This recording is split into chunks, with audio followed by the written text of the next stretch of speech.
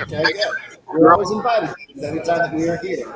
If you're not traveling with the team, and if we are here, you are on the arm, as they say. You're one of us. What is it like in Phoenix? Talk to us. Tell us. Is it hot? I know the roof is closed, so it doesn't really matter, but talk to us. I'm not at the ballpark yet, but I'm trying to stay indoors, so I can tell you it looks very hot. I'm about to step outside after we get off this call here, so kind of dreading that, but yeah, I prefer being inside talking to you right now. Let's just put it that way. Okay, good. Well, at least in Arizona, you go from air conditioned this to air conditioned that, air conditioned the next thing as well. Padres and Diamondbacks coming up a little later on. Dennis, you weren't with the team up in Seattle. There were some interesting things that were said. Padres get swept by the Seattle Mariners. Now it's on to Arizona. I wonder if you could talk to us a little bit. And I know if I were there, I wouldn't do anything. I would not be leaving my hotel room. I would be focusing on the Padres.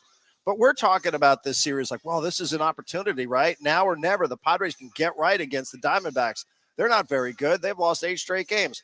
I wonder, do you think the Diamondbacks feel the same way? Do you think they're looking at the Padres going, well, that team's lost 4 straight games. We're 2 games ahead of them. This is an opportunity for us. I don't know how they can't. I don't know how any team right now, looking at the Padres the way they've played most of the season, especially of late. Some of the injuries they've had, but certainly just the lack of resilience. And obviously when Juan Soto comes out and says it feels like the team kind of quit the other night, that perks up your ears. So if you're the Diamondbacks, you look at it as a chance to take advantage of a struggling team, even though you're struggling yourself. So I think it's a good question, and I think it's a natural answer for most teams, I would think, at least. Sure, absolutely. And it's not like the Padres are all of a sudden automatic locks against some of the worst teams anyway. They couldn't even beat the Pittsburgh Pirates 5 out of 6 times. Dennis, we've had some interesting things said. You just referenced the Soto quitting line. Seth Lugo's talking about tipping pitches, which is kind of taboo, as I always understood it, that the pitchers don't really like getting into all that sort of stuff. Joe Musgrove a week ago, I think we talked about it when you joined us. He's talked about putting egos aside and playing for the name on the front, not on the name of the back. These are some unusual admissions for a team at 55-60 here with 47 games to go.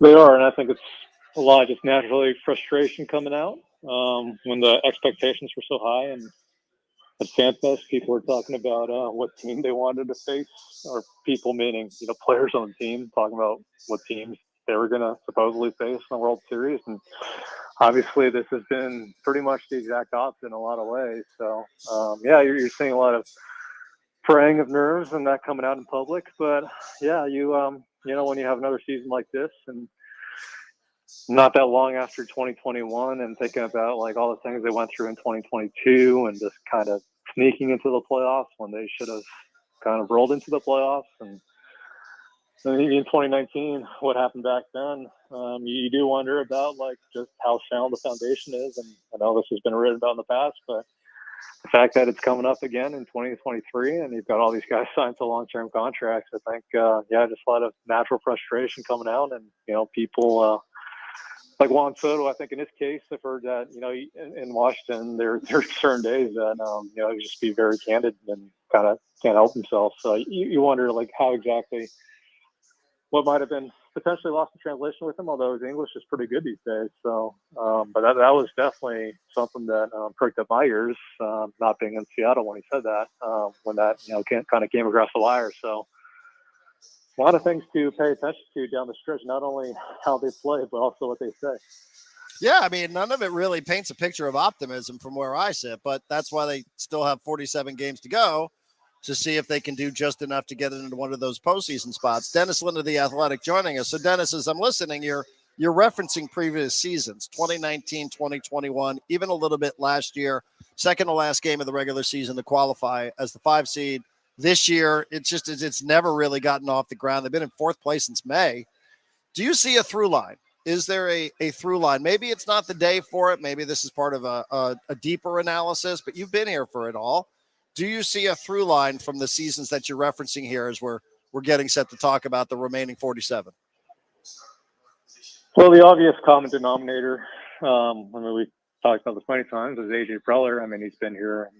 I think he was hired about a week and 9 years ago. So he's entering his 10th year as GM. So, yeah, I mean, we've talked about this in the past, but in 2021, it was kind of like how many more chances do you as an owner allow a GM to have after you've been through multiple managers and many more coaches, and just things haven't seemed quite click or be sustainable. I know they hate that word, but that is really what this is about, especially when you're spending so much money. So yeah, it's a common through line. It's an obvious one is the GM chair, and I know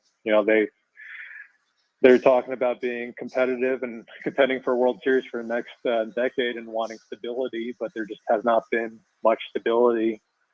Maybe not so much in the front office. There has been some stability there under AJ Preller. Not a lot of turnover, not a lot of people getting poached away by other organizations, which is also interesting. But not a lot of stability in the clubhouse, aside from these very long-term contracts that are going to be here for the next, 10 years in some cases. So you look at the GM in this case, and yeah, I know people are also looking at Bob Melvin. Is he actually part of the solution? And maybe he's not, but when you've gone through so many different managers and so many different coaches over the years, at some point you have to again ask the question: is this GM the right guy for the job? And right now, it sounds like Peter Seiler's still leaning in that direction. But if they, miss the playoffs this season, and even if they make the playoffs, they sneak into the playoffs, you have to ask yourself, why did they find themselves in this position for pretty much the entire season? Again, that's something that Peter Seiler needs to ask himself. I would say also, Dennis, just as a statement of fact, 2019 was Manny Machado's first season, was it not? Correct. Yeah. And I believe that was the first season that they had Fernando Tatis Jr. join the big league club. I think I have that right, because 2020 was COVID. I realize time is flying by. And those guys don't build rosters. Those guys I don't think are as involved in some of the major decisions to point to where we are at 55 and 60, but fair to wonder about any of that. Fair to wonder about, well, what else besides the general manager has been here? If we're going to try to build some through lines here, should we maybe take a peek about what sort of role the players that have been here throughout have played in any of this? Yeah, I think that's definitely fair. Those are some big personalities, big names with a lot of sway in the organization. And it goes back to when they put together these rosters. And yeah, it's nice to have a lot of talent, a lot of guys who can do damage, especially in a short playoff series, and have elite guys who can really match up with some of the game's best in short spurts at least. But, it seems like the clubhouse hasn't been the most conducive environment to, again, sustaining winning over the past several years. And you have some of the same personalities in there. It's a question of whether you've brought together the right people and, kind of foster the right environment and kind of consider all the chemistry questions that come with all that. And I know this regime has always talked about just makeup and how important makeup is. But if you're maybe not looking at the right inputs or variables, and you keep getting, these teams that, losing or not winning as many games in some cases is the main factor. And that's always when a lot of the questions come out about the clubhouse. But if the clubhouse is part of the losing, that's another question that Peter Seiler and AJ probably have to ask themselves. But to the people that you kind of entrust with being the face of the franchise, if they're not kind of leading the organization in the right direction and they're locked into long contracts, that's probably not the best place to be right now. But they've got the next 10 years, I guess, maybe 13 years in Tatis's case to try to sort this out. So I would say they have a lot of soul searching to do, not only this offseason, but right now, starting right now.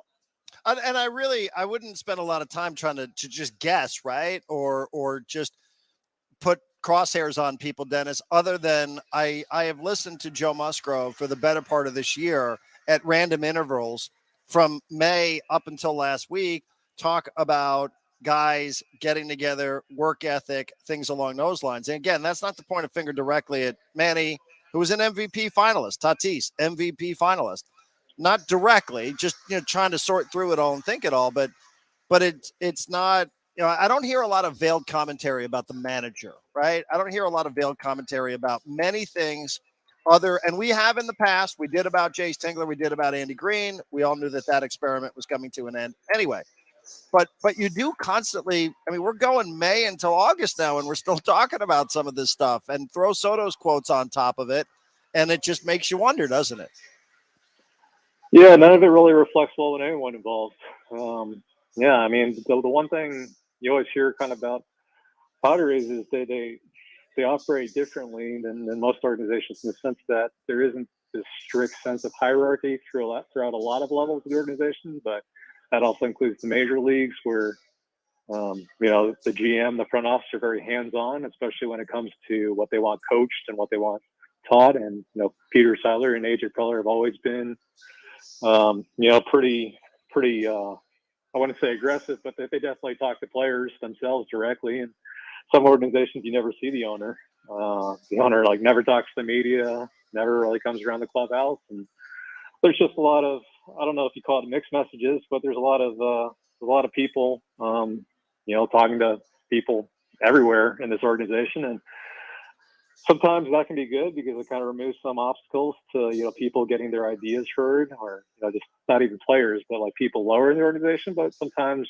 if there's too much of that, I'm not saying this is necessarily the case with the Padres right now, but in 2021, I know we wrote about it at The Athletic. We definitely thought it was, and there's definitely people who thought that was the case then. And there's definitely people now who tell you, things haven't changed a whole lot in the way that things are run, top to bottom in the organization. So sometimes there's maybe a problem of mixed messaging and just too many cooks in the kitchen. And, that can lead to a manager in Bob Melvin's case, having more to deal with than the average manager. And I'm not saying again that, he's maybe he's part of the problem too with, what's going on right now, but it's just a different organization. Yeah, I mean, and listen, I don't know that I would have bet any money on Bob Melvin being fired yesterday, nor do I think that it is 100% falling on him. But it wouldn't have shocked me because nothing about this team and this organization shocks me at this point. But Dennis, in the Padre mailbag that you answer a bunch of questions at theathletic.com, predictably you were asked about the futures of AJ Preller and Bob Melvin. And I want to just follow up something you wrote. You said the optics of making Melvin a scapegoat would be rough. Preller, who's known to be an especially hands-on GM when it comes to instruction at both the major and minor league levels, has already fired and hired 3 full-time managers and cycled through more than 30 coaches. Can you expand on that a little bit? What is AJ Preller? What is his hands-on involvement with instruction at the major league level? Because that sounds very unusual to me. Yeah, you just hear that, AJ likes to get involved with what's being taught, talks to coaches quite a bit. Isn't necessarily the one in there, coaching up players. Well, you definitely talk to players, but sometimes maybe that's the case that, he'll bring what he thinks to a player, especially if it's, maybe a player who's newer to the organization. I can't imagine he's telling Manny Machado how to swing when he's up at the plate, but he definitely has, again, a lot of influence on the instructional stuff throughout the organization, including at the major leagues. Also because he hired a lot of these coaches at the big leagues, so a lot of that kind of flows through him, or he makes sure he does. So that's it's not always the case with a lot of GM manager situations, and in some cases, that's his prerogative. It's his organization. He runs the baseball operations department. He decides what the message is from the top down, but you do wonder if people are being given the latitude to do the jobs they're hired to do sometimes, and that can get tricky.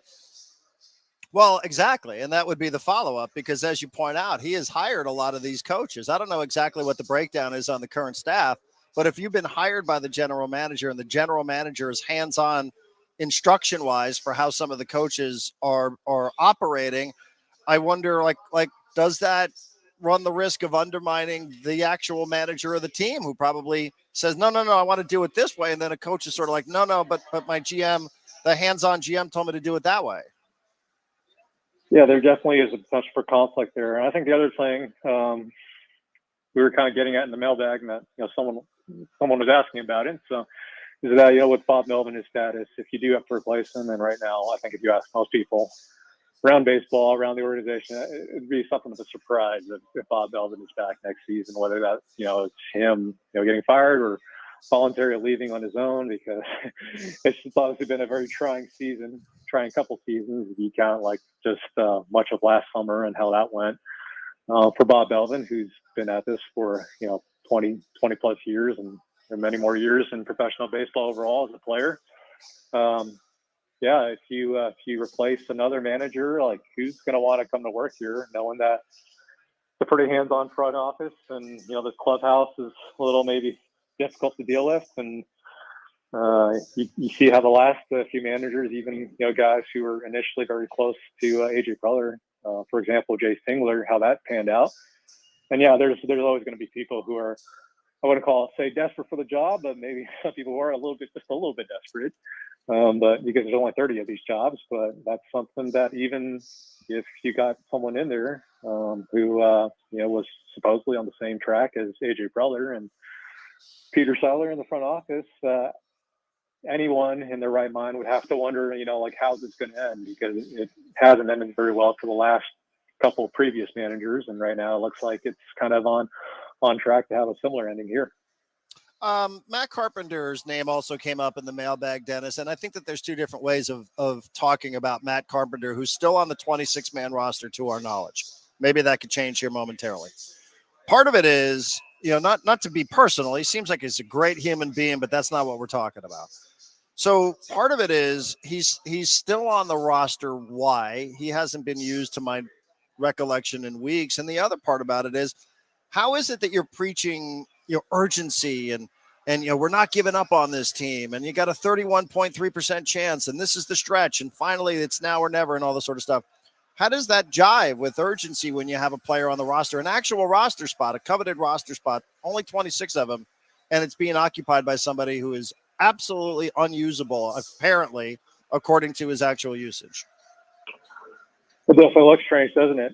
I would say, his contract obviously has something to do with the fact that he's still here. It's a one-year contract, but a one-year contract with a player option. So basically that's guaranteed money, $12 million total across 2 years. So that has something to do with it. Otherwise, if you had signed for $1 million like Nelson Cruz, he would have been gone by now. But the other thing is, they kind of missed an opportunity at the trade deadline to move him. I know it would have been really hard. You would have had to maybe attach him to a Blake Snell or a Josh Hader or a really good prospect you didn't want to give up. And it was kind of moot again because they didn't sell. They didn't move Blake Snell or Josh Hader. They didn't want to move one of their best prospects. But, that was a chance to, kind of save a little bit of face and move him in a trade. But right now it's an odd situation to Matt's credit. Like you're alluding to, he's conducted himself very professionally throughout this. He's still involved in hitters meetings and speaking up and trying to share his knowledge. But right now, obviously it's not an individual sport, and one person can have a huge effect on a team. And obviously he's not playing either, so he's not having that much of an effect if they keep losing like this. So it's a bad situation. It puts the manager and the rest of the team in a bad spot, and basically gives them a 25-man roster like you're alluding to. So, I would definitely say there are some mixed messages here. Lastly, Dennis, 13 games in 13 days, pivotal point of the season. Sound like a skipping record, but it is. It really is. I wonder, how are they going to cobble together the pitching here over the next 13 days? What do you know about anybody potentially returning to the starting staff? Well, we should get an update about Michael Wacha later today. I know he had been scheduled for a basically 75, 80 pitches in Peoria yesterday. Hopefully for his sake, that was either very late at night or very early in the morning. So if he came out of that okay, I would say Michael Wacha should be returning to the rotation next week. And that would be a huge lift for this rotation, especially because they have, I think, 13 games, 13 days coming up. And obviously Rich Hill's debut is not great, but if you can have a 6-man rotation and kind of, save a few of these guys just a little bit, especially with September coming up and just needing these starters to be as fresh as possible. Well, as fresh as I can at this point in the season, that would be a big boost. But Joe Musgrove is kind of a wait and see situation. And going to have to get another MRI probably around the end of this month. And right now, yeah, there's I wouldn't say there's a ton of optimism. They're also not too worried right now because I guess they what they saw and what the other doctors, including Neil Olatrash, saw initially with the inflammation in Joe's shoulder capsule. Didn't seem like a surgical thing, but that can flip pretty quickly, as you know, with shoulders and pitchers. So I'd say Michael Wacha, a lot kind of hinges on him and how he comes back. And, you know, he's a guy who's dealt with a lot of shoulder trouble himself throughout his career. So I would say they shouldn't bank on it, but it would be a huge boost if he could come back strong. Stay hydrated, Dennis Lin. Thank you so much. Appreciate your time. We'll see you next week. Thanks, Darren. We'll see you. You got it. Dennis Lin, everybody of The Athletic, stopping by, who's in Phoenix, Arizona. There you go, D. Lin. Well, what'd you think? Of Dennis, he always is very good, full of information. Very good. And I'm not sure if Dennis knows this, Darren, but this is a little bit live. And by the way, shout out everyone. Yes, this is a chicken sandwich. I'm going to eat this shortly. But a lot of you're going to eat it or murder it? I'm going to eat this. I did not eat it during the interview because there was actually a camera in our faces. But I thought when he said they'd be surprised, it'd be a surprise if Bob Melvin is back. I am wondering now at what point that question is asked to Bob Melvin, especially as we mentioned, he is right there in Arizona where he has he has a home. Can you imagine what's the record for most times being fired in the same city? Because he was let go by the Diamondbacks at some point previously, right? It's fine. He just drove right home. You know, lives in Scottsdale. I'm all good. Just go for a dip in the pool. Yeah. All right. Thank you, D. Lin. We're back to Fair Play after this.